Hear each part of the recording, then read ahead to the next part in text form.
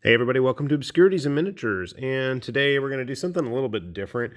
I decided to take a look at some of the 3D printed models that were out there. And today specifically, we're going to look at a couple of Artisan Guild Miniatures models. I'll put a link down below to their Patreon if you're curious and you have an actual 3D printer. Unfortunately, I don't, so I had to rely on a third party to get some of this stuff printed. I was just kind of curious how these models stack up to some of the other models we have out there. So there are quite a variety of places to get these things printed. I don't know what your local options are, so I can't really suggest anything. I just went the cheap and easy route. I went to Etsy since my wife does a lot on Etsy and I had coupons. I was like, ching, let's see what we can get a hold of. So I got a couple of random models and I figured we'll just take a look at them. They were packaged nicely, but then again, everything you tend to order on Etsy is. So let's see. So I ordered an ogre. I don't even know what they're called. Lead belcher type. And the first initial impression I think of when I see this is Kinkeshi. It has that pink muscle man look to it. And the texture doesn't feel that much different. Obviously, it's nowhere near as rubbery as those old models were. And the detail, just looking at it right now, seems pretty respectable. I'm not sure what it was cast in. I'm going to say resin. It feels resiny. It doesn't feel like that plasticky stuff. And this looks to be the remaining parts for him. The cannon, obviously, and the smoke coming out of it. We'll play with the fit of that later. Hopefully, unlike regular resin, it actually wants to go correctly. I also picked up one of their Amazon warrior women from their Kickstarter that they just had recently. And yeah, the details a little bit suspect to see at the moment. And it doesn't look like it's going to require a whole lot of cleanup, but I figure, you know what I'm going to do? I'm going to go give them a good spray and see if that helps pop out the detail. And she does have a base included as well. Little feet. What I'm thinking I'm going to do in the end is we're going to take a look at, once I've got them all built up, and how they stack up to other models that are currently already in my collection. And here's the base for our ogre friend here. I just noticed he has a peg leg. Nice touch. Base isn't exactly straight, but, you know, that's one of the joys of fiddling with a 3D printer, I guess.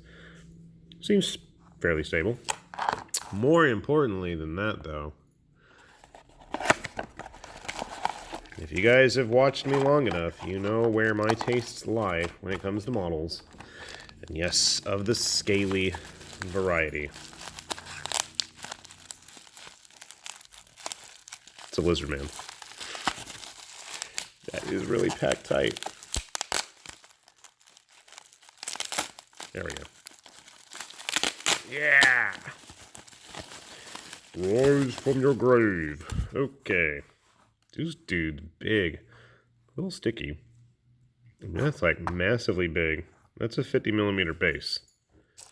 And he fills it quite well. It is 50mm, right? Yeah. Okay.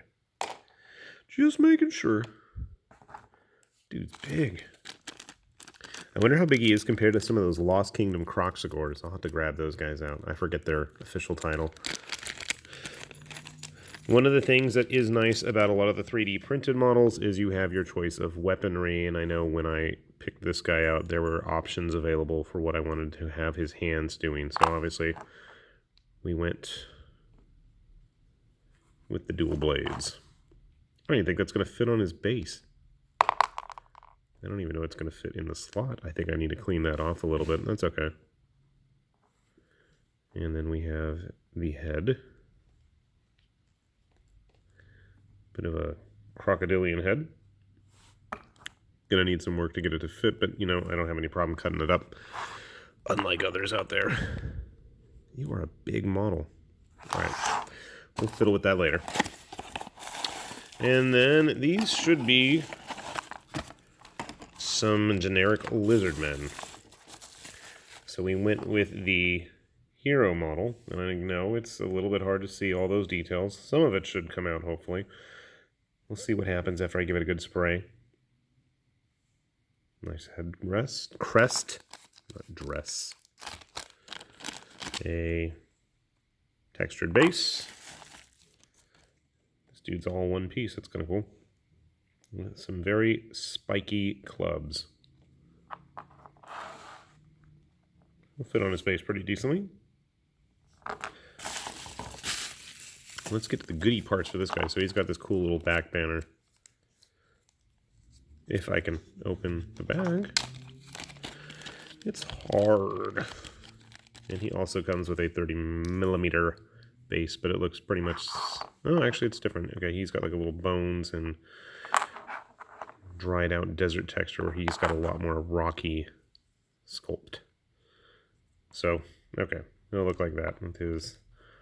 Is it Sashimono? I don't even remember. He's got a little peg there on his back, though, to plug it in, so... Alright, cool. I'm going to grab some glue, and you know what? Rather than just taking a look at them like this, I think I'm going to go prime them. And hopefully we'll see if that helps any of the details pop out, because I'm quite curious to see what they look like, and even if they take any primer. Let's find out.